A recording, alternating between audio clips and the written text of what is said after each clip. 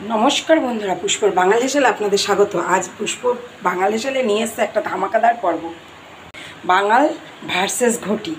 আমার ডান দিকে রয়েছে বাঙাল বাড়ির রেসিপি, বাঁ দিকে রয়েছে ঘটি বাড়ির রেসিপি। তো চলুন রান্নায় চলে যাওয়া যাক সরাসরি। সবার প্রথমে বাঙাল বাড়ির কড়াইতে দিয়ে দেবো সর্ষের তেল। তারপর আমার ডান দিকে রয়েছে বাঙাল বাড়ির কড়াই আর বাঁ দিকে রয়েছে ঘটি বাড়ির কড়াই। তো চলুন রান্না শুরু করি। প্রথমে দিয়ে দিচ্ছি সর্ষের তেল পরিমাণ মতো। মাছের ওপরে নুন হলুদ মাখিয়ে রেখেছি দুটোতেই। এবার নুন হলুদগুলোকে ভালো করে মাখিয়ে নেব। বাঙাল বাড়ির রেসিপি হচ্ছে কালো জিরে খয়রা, আর ঘটি বাড়ির রেসিপি হচ্ছে খয়রা সর্ষে খয়রা। তো চলুন, তেলও এইদিকে গরম হয়ে গেছে। আজ কিন্তু ভীষণই একটা মজার রান্না শুরু করে দেখাবে পুষ্পর বাঙাল হেসেল। সবার প্রথমে আমি বাঙাল বাড়ির কড়াইতে দিয়ে দিলাম মাছ ভাজার জন্য। লাল লাল করে ভেজে নেবো দু পিস।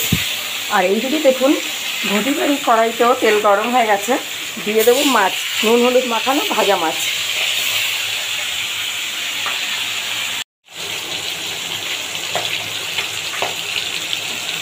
বাঁদিকের রান্নাটা খুব হালকা মাছ ভাজা হবে, কেন এটা সর্ষে দিয়ে ঝাল হবে তাই জন্য উল্টে দিয়েছি। আর ডান দিকের মাছটা এখনও উল্টাই নিয়ে এটা একটু কড়া ভাজা হবে।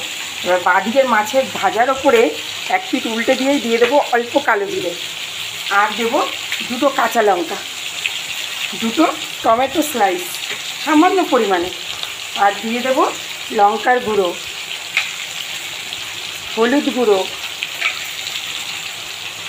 এখানে দিয়ে দেবো পরিমাণ মতন লবণ, আর দিয়ে দেবো সাদা আর কালো সর্ষে দুটো লঙ্কা দিয়ে আমি পেস্ট করে রেখে ছেঁকে নিয়েছি এই ছাঁকা জলটা। এটা একটু গামাখো হবে।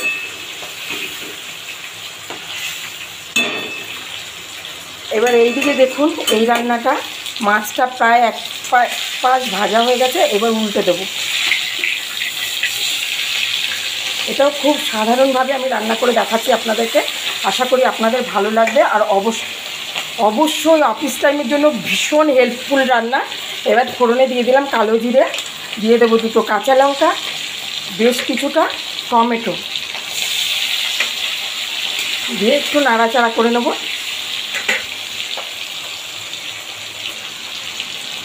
এখানে দেখুন বন্ধুরা একটুখানি জলের মধ্যে আমি 1 চামচ লঙ্কার গুঁড়ো, পরিমাণ মতন হলুদ গুঁড়ো, পরিমাণ মতন লবণ গুলে রেখেছি।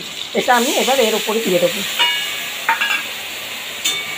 কোনো মাছটাই কিন্তু আমি ভেজে নামালাম না, কত ফাস্ট আমি রান্নাটা করে দেখাচ্ছি। এটা অফিস টাইমে কিন্তু মানে ভীষণ কার্যকারী। আমার মেয়ে যখন অফিস যায় সকালবেলা, আমার যখন অনেক লেট হয়ে যায়, আমি অবশ্যই এইভাবে ট্রাই করি।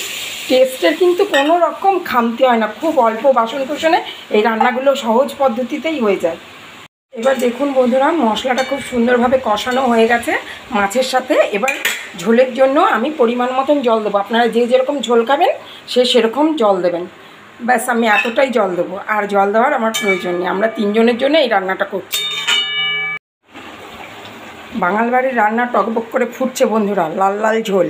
আর ঘটি বাড়ির রান্নাও ফুটছে। এবার ঘটি বাড়ির রান্নাতে দিয়ে দেবো দুটো কাঁচা লঙ্কা, আর দেবো জুলিয়ান করে কেটে রাখা আদা। এই আদাটা যখন মুখে পড়বে না, একটা ঝাঁঝ ব্যাপার জাস্ট জমে যাবে।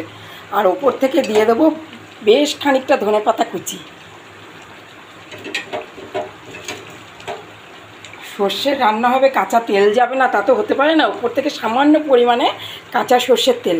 একদম রেডি হয়ে গেছে আমার ঘটি বাড়ির রান্না। আমি পরিবেশন করে আপনাদের একই সঙ্গে দেখাবো। এবার এলাম বাঙাল বাড়ির রান্নায়। এখানে দিয়ে দেব রোস্টেড জিরে পাউডার। এটা শুকনো খোলায় ভেজে গুঁড়ো করে রেখেছিলাম। এইভাবে আমার মা রান্না করে, আমিও এইভাবেই জিরে দিই, না হলে আমার জিরে ভালো লাগে না। আর দিয়ে দেবো ওপর থেকে ধনেপাতা। একদম রেডি হয়ে গেছে আমার বাঙাল বাড়ির রান্না। কত শর্ট টাইমে আমি দুটো রেসিপি আপনাদের দেখালাম। যদি আপনাদের ভালো লাগে অবশ্যই আমার পাশে থাকবেন, আর কমেন্টে জানাবেন কোন রান্নাটা আপনাদের বেশি ভালো লাগলো। আহা কি চমৎকার কালার হয়েছে দেখুন। বাঙালরা যে বেশি কথা বলে তার প্রমাণ হচ্ছে ঝোলটা এখনও বুদবুদ করে ফুটছে, তার মানেই বাঙালরা বেশি কথা বলে। আর এইদিকে দেখুন একশে বারকারে এক, এ বলে আমায় দেখ, ও বলে আমায় দেখ। ঘটি বাড়ির রান্নাটা দুর্দান্ত হয়েছে, কেউ কারোর থেকে কমতি না, অথচ সে চুপচাপ রয়েছে। এই কিন্তু বুদ্ধিমান, কথা কম বলে। তো দেখুন বন্ধুরা, আমার ডান দিকে এটা রয়েছে বাঙাল বাড়ির রেসিপি, আর এটা রয়েছে ঘটি বাড়ির রেসিপি। তো আপনাদের কেমন লাগলো আমার এই বাঙাল ভার্সেস ঘটির রেসিপি? যদি ভালো লেগে থাকে অবশ্যই কমেন্টে আমাকে জানাবেন। ভালো থাকবেন, সুস্থ থাকবেন, দেখতে থাকবেন পুষ্পর বাংলাদেশের। ফিরে আসছি আবার ইউনিক একটা রেসিপি নিয়ে।